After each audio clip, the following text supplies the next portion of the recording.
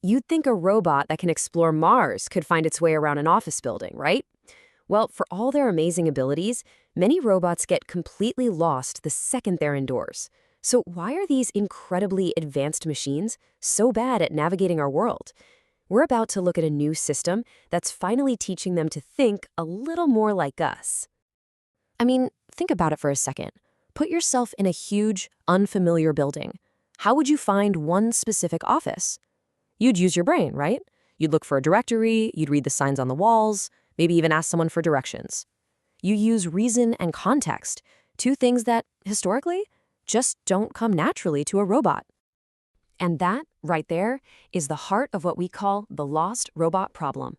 Our world is literally designed for us, by us. It's filled with clues that we just take for granted. But for a robot, it's a completely different ballgame. We navigate so efficiently. We see a sign pointing to a block of room numbers, and we just follow it.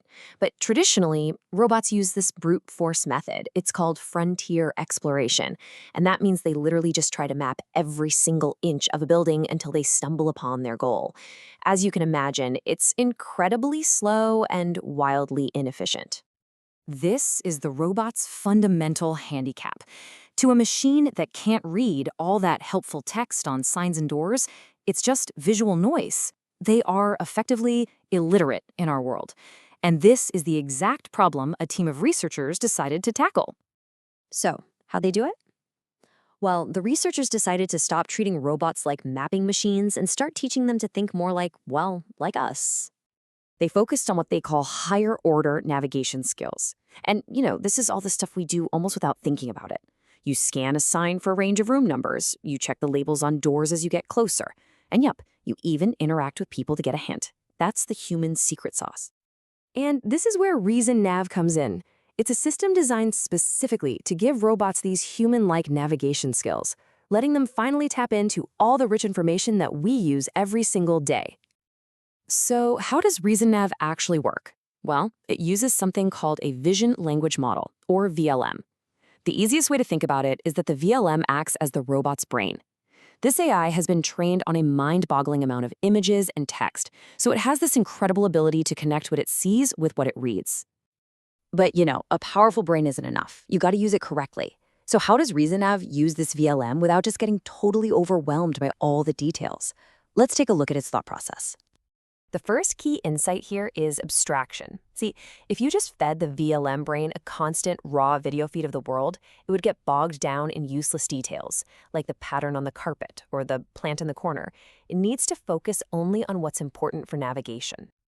So ReasonNav creates a simplified map for its VLM brain. Think of it like a tourist map. It doesn't show every single tree and bench, right? It just shows the important landmarks. And that's exactly what this is. The map only shows doors, signs, people, and unexplored areas. Everything else is just filtered out. So the robot's thought process follows this really simple loop. First, its sensors build that landmark map. Then its VLM brain analyzes the map and the goal, let's say find room 4025. From there, it decides the best next landmark to check out. Maybe it's an unread sign or a person standing nearby. Finally, the robot actually moves to that landmark, gathers new information, and the whole loop just starts all over again. Now, this all sounds great in theory, but the real question, the million-dollar question is, does giving a robot these human-like skills actually make a difference in the real world? To find out, the researchers put it to the ultimate test. They placed the ReasonNav robot in these large, complex university buildings it had never seen before and just gave it a room number to find. So did this human-like approach actually pay off? Oh yeah, the results are dramatic. The full ReasonNav system succeeded almost 60% of the time. But just look at what happens when you take away its human skills. A robot that couldn't read signs or ask for directions, its success rate plummeted to just over 8%. It was getting lost almost every single time. Without the ability to read signs or ask questions, the robot was right back to where it started, just wandering aimlessly. It would explore these long, dead-end hallways and almost always run out of time before finding its destination. And taking away the simplified map was also a huge blow. The VLM could read the data as text, but it couldn't see the spatial relationships. It didn't know which door was right in front of it versus one way down a long corridor.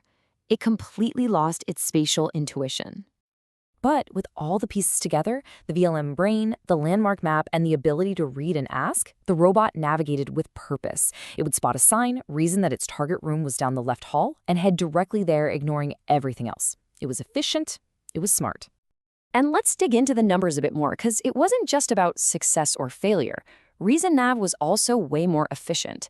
On average, it took less than half the time and traveled less than half the distance compared to the versions without its human skills. It didn't waste time because it was using its brain, not just its wheels. So why does this matter so much? Well, this research isn't just about building a better delivery bot. It's a fundamental shift in how we think about robotics. Instead of trying to rebuild the world to be robot-friendly, we're finally building robots that are human world-friendly. Robots that can understand and operate in the complex, messy, text-filled environments we've already created for ourselves. And this leaves us with a fascinating question. If we can teach robots to navigate our world just by understanding the clues we leave for each other, what other common-sense human skills can they learn? What's next? The possibilities? Well, they're really just starting to unfold.